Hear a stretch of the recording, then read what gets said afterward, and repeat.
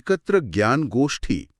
અત્યારના જરૂરી વિચારોનો સાર હવે આપણી ભાષામાં. નમસ્કાર. આજની આપણી ચર્ચાનો વિષય છે મશીન લર્નિંગ. અને આ માટે આપણી પાસે આધાર છે એથેમ અલ્પાઇદીનનું પુસ્તક મશીન લર્નિંગ.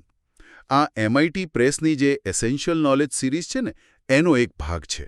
હા, અને આ વિષય અત્યારે મને લાગે છે કે સમજવો બહુ જ જરૂરી બની ગયો છે. કેમ? કેમ લાગે છે? કારણ કે જુઓ, આપણી આસપાસ બધે જ છે. તમે ઓનલાઈન કઈ વસ્તુ જુઓ, પછી એની જાહેરાતો દેખાય, કે પછી ફિલ્મો કે ગીતોની ભલામણ મળે, આ બધું મશીન લર્નિંગ જ છે. બરાબર. એટલે કે ખાલી ટેકનિકલ લોકો માટે જ નથી, પણ આપણા રોજિંદા જીવન પર એની સીધી અસર છે. બિલકુલ. એ ખાલી કોમ્પ્યુટર પ્રોગ્રામિંગ નથી, પણ એમ સમજો કે ડેટામાંથી શીખવાની એક આખી નવી જ રીત છે. એટલે આપણા માટે સામાન્ય નાગરિક તરીકે પણ એ કેવી રીતે કામ કરે છે એની પ્રાથમિક સમજ હોવી જરૂરી છે નહીં? સાચી વાત છે. તો ચાલો શરૂઆત લેખકથી કરીએ. એથેમ અલ્પાઇદીન, એમના વિશે કંઈક જણાવો ને. ચોક્કસ. પ્રોફેસર એથેમ અલ્પાઇદીન તુર્કીના છે અને ત્યાંની જે પ્રખ્યાત બોગાઝીચી યુનિવર્સિટી છે ત્યાં કોમ્પ્યુટર એન્જિનિયરિંગના પ્રોફેસર છે. અને મશીન લર્નિંગના ક્ષેત્રમાં એમનું નામ ઘણું મોટું છે. એમ સમજો કે આ ફિલ્ડના શરૂઆતના અને મહત્વના સંશોધકોમાંના એક છે. અચ્છા. એટલે અનુભવી છે. હા. દાયકાઓનો અનુભવ. અને એમની ખાસ વાત એ છે કે બહુ અઘરા ટેકનિકલ કોન્સેપ્ટ પણ શું કહેવાય એકદમ સરળ ભાષામાં સમજાવી શકે છે. એટલે જ આ પુસ્તક પણ એટલું ઉપયોગી છે. એટલે કે સિદ્ધાંત અને વ્યવહાર બંનેમાં એમની પકડ મજબૂત છે એમને. બરાબર. એ ખાલી થિયરીની વાતો નથી કરતા, પણ એના પ્રેક્ટિકલ ઉપયોગો પર પણ એટલું જ ધ્યાન આપે છે. એટલે એમનું લખાણ એકદમ બેલેન્સ્ડ હોય છે. સરસ. તો હવે પુસ્તક પર આવીએ. Machine learning. આ પુસ્તકનો મુખ્ય સૂર શું છે? એ શું કહેવા માંગે છે? એકદમ સરળ શબ્દોમાં. મૂળભૂત વિચાર એ છે કે આપણે કોમ્પ્યુટર પાસે કામ કરાવવાની રીત બદલાઈ રહી છે. કેવી રીતે? જુઓ, પહેલાં આપણે શું કરતા? કમ્પ્યુટરને સ્ટેપ બાય સ્ટેપ સૂચનાઓ આપતા, જેને આપણે પ્રોગ્રામ કહીએ કે ભાઈ જો આ આવે તો આ કરજે, આવું થાય તો તેમ કરજે. બધું ચોક્કસ લખેલું હોય. હા, એ તો પરંપરાગત પ્રોગ્રામિંગ થયું. બરાબર. પણ મશીન લર્નિંગમાં એવું નથી. અહીંયા આપણે કમ્પ્યુટરને સીધી સૂચનાઓ નથી આપતા. આપણે એને ઘણો બધો ડેટા આપીએ છીએ, ઉદાહરણો આપીએ છીએ, અને કમ્પ્યુટર એ ડેટામાંથી, એ અનુભવમાંથી જાતે જ પેટર્ન શીખે છે, નિયમો તારવે છે. એટલે કે આપણે એને શીખવીએ છીએ, પ્રોગ્રામ નથી કરતા. બસ એ જ. એ શીખે છે કે કોઈ સમસ્યાનો ઉકેલ કેવી રીતે લાવવો, ભવિષ્યની આગાહી કેવી રીતે કરવી, નિર્ણયો કેવી રીતે લેવા. આ બધું પ્રોગ્રામિંગ વગર ફક્ત ડેટાના આધારે. આ તો ખરેખર બહુ મોટો ફેરફાર કહેવાય. હાજી. અને આ પુસ્તકનો હેતુ એ જ છે કે આ જે પાયાનો ફેરફાર છે એના મૂળભૂત સિદ્ધાંતો શું છે, એની અસરો શું છે, એ સામાન્ય વાચકો, વિદ્યાર્થીઓ અને જે લોકો આ ફિલ્ડમાં કામ કરે છે એ બધાને સમજાય. ખૂબ રસપ્રદ. તો પછી લેખકે આ શીખવાની કઈ કઈ મુખ્ય પદ્ધતિઓ વર્ણવી છે? પુસ્તકમાં કયા પ્રકારો પર ભાર મૂક્યો છે? આમ તો ઘણી બધી પદ્ધતિઓ છે, પણ પુસ્તકમાં મુખ્યત્વે 4 કે 5 પર ધ્યાન કેન્દ્રિત કર્યું છે. સૌથી પહેલી અને કદાચ સૌથી વધુ વપરાતી પદ્ધતિ છે નિરીક્ષણ હેઠળ શીખવું. સુપરવાઇઝ લર્નિંગ જાકે બોલે. સુપરવાઇઝડ એટલે કોઈ દેખરેખ રાખતું હોય એવું? હા, કંઈક અંશે.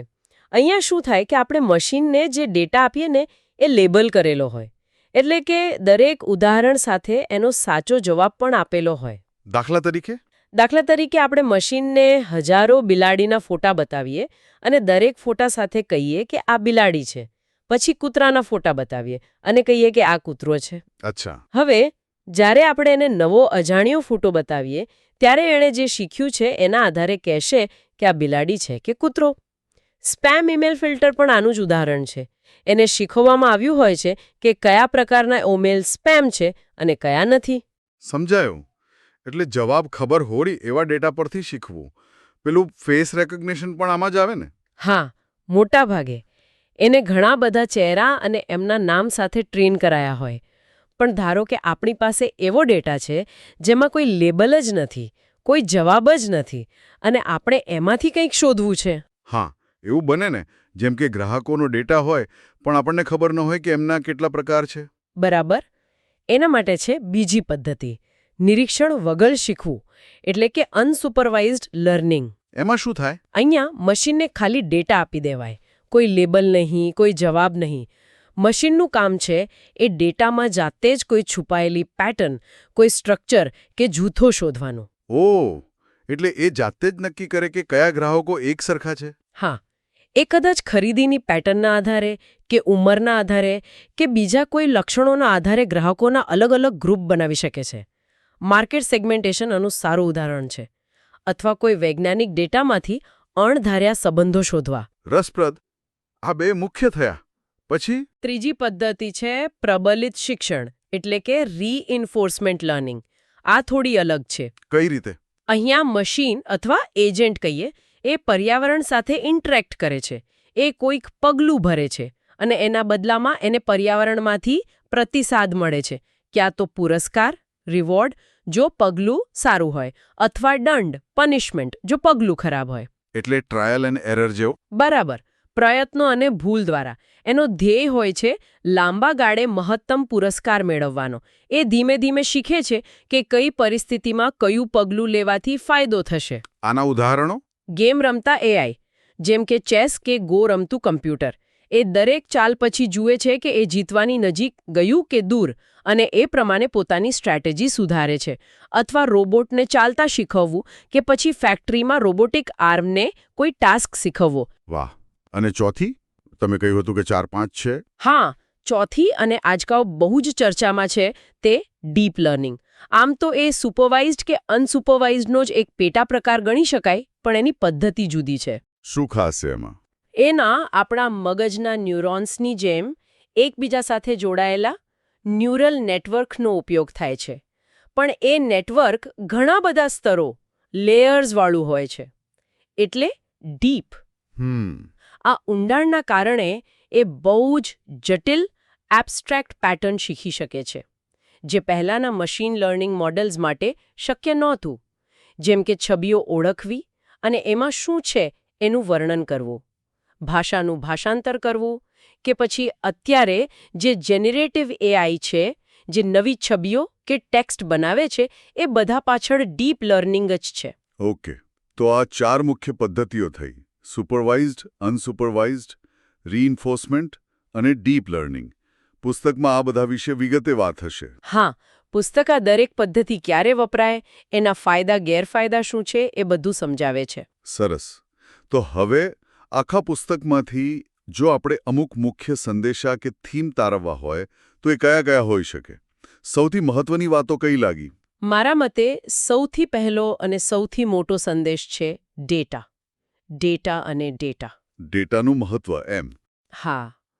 અલ્પાઇદીન બહુ સ્પષ્ટપણે કહે છે કે ગમે તેટલો સારો એલ્ગોરિધમ હોય, પણ જો તમારી પાસે પૂરતો અને સારી ગુણવત્તાવાળો ડેટા નથી તો સારા પરિણામ નહીં મળે. ડેટા એ મશીન લર્નિંગનું બળતણ છે. એટલે કચરો નાખશો તો કચરો જ બહાર આવશે. ગાર્બેજ ઇન, ગાર્બેજ આઉટ જેવું. બિલકુલ. અને એનાથી પણ આગળ વધીને, જો તમારા ડેટામાં કોઈ પૂર્વગ્રહ છુપાયેલો હશે, જેમ કે સમાજનો કોઈ વર્ગ ઓછો રજૂ થયો હોય, તો મશીન પણ એ પૂર્વગ્રહ શીખી લેશે અને પરિણામોમાં એ દેખાશે. આ એક બહુ મોટી નૈતિક ચિંતા પણ છે. સાચી વાત. ડેટાની ગુણવત્તા અને નિષ્પક્ષતા પર ધ્યાન આપવું ખૂબ જરૂરી છે. બીજો કોઈ મુખ્ય સંદેશ? બીજો મહત્વનો મુદ્દો છે સામાન્યીકરણ, એટલે કે જનરલાઇઝેશન. એ શું છે? એનો અર્થ એ છે કે મશીન જે કંઈ શીખ્યું છે એ ફક્ત એને જે ડેટા પર ટ્રેન કરવામાં આવ્યું છે એના પર જ સારું કામ કરે એ પૂરતું નથી. ખરી કસોટી તો ત્યારે છે જ્યારે એને નવો, અજાણ્યો ડેટા બતાવવામાં આવે. હા, બરાબર. શું એ નવી પરિસ્થિતિમાં પણ એટલું જ સારું પરફોર્મ કરી શકે છે? એને જનરલાઇઝેશન કહેવાય. ખાલી ટ્રેનિંગ ડેટા ગોખીનેવો એ શીખવું નથી. શીખેલું જ્ઞાન નવી જગ્યાએ લાગુ પાડી શકવું એ ખરી શીખ છે. આ જ મશીન લર્નિંગનો મુખ્ય ધ્યેય અને પડકાર બંને છે. એટલે ગોખણપટ્ટી નહીં, પણ સાચી સમજ કેળવવી. બરાબર. અને ત્રીજો એક ટેકનિકલ પણ મહત્વનો મુદ્દો છે, બાયસ વેરિયન્સ ટ્રેડ ઓફ.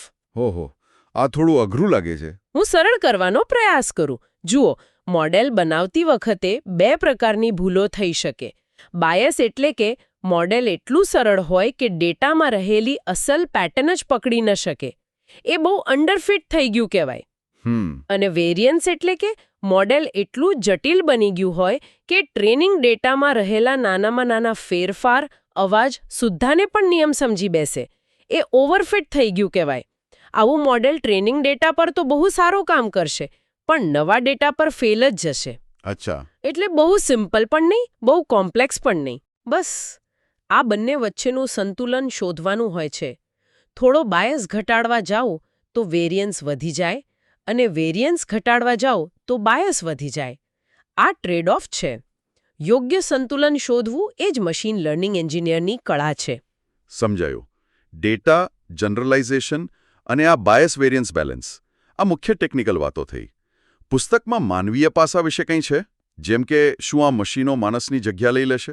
હા, એ મુદ્દો પણ લેખકે ચર્ચ્યો છે. અને એમનો મત એવો છે કે મશીન લર્નિંગ એ માનવ બુદ્ધિનું સ્થાન લેવા માટે નથી, પણ એને વધારવા માટે છે, એને સશક્ત બનાવવા માટે છે. ઓગમેન્ટેડ ઇન્ટેલિજન્સ જેવું. બરાબર.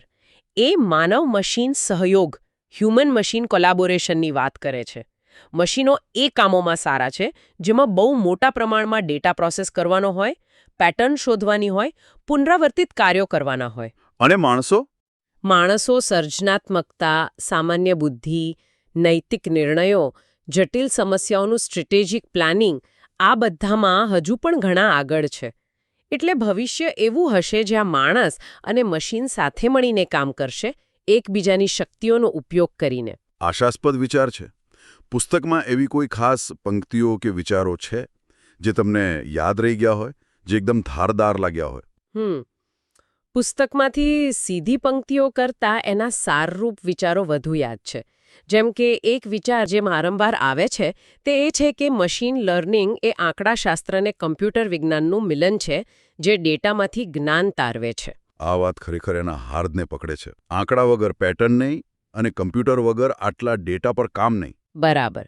બીજો એક વિચાર એ કે તમારો એલ્ગોરિધમ કેટલો સારો છે એના કરતાં ઘણીવાર તમારો ડેટા કેટલો સારો અને કેટલો વધારે છે એ વધુ મહત્વનું બની જાય છે. હા, આ ડેટાવાળી વાત ખરી આવી.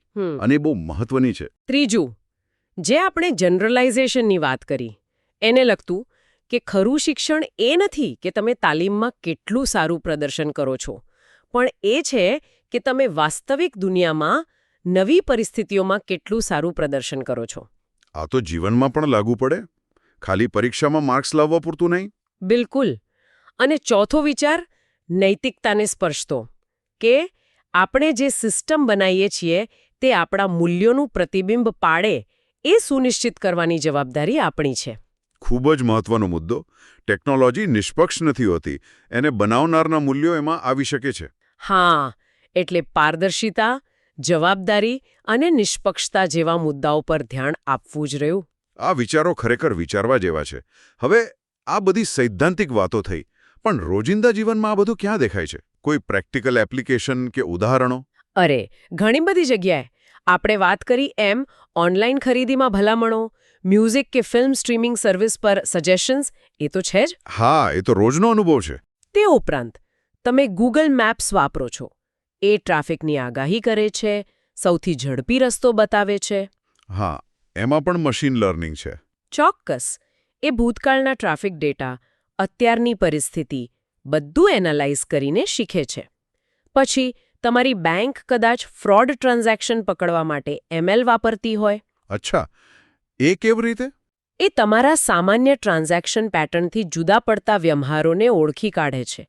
એને શંકાસ્પદ ગણે છે. મેડિકલ ક્ષેત્રમાં રોગના નિદાન માટે, ખાસ કરીને મેડિકલ ઇમેજીસ જેમ કે એક્સ-રે કે MRI નું વિશ્લેષણ કરવા માટે પણ MLનો ઉપયોગ વધી રહ્યો છે. ઓહ વાહ!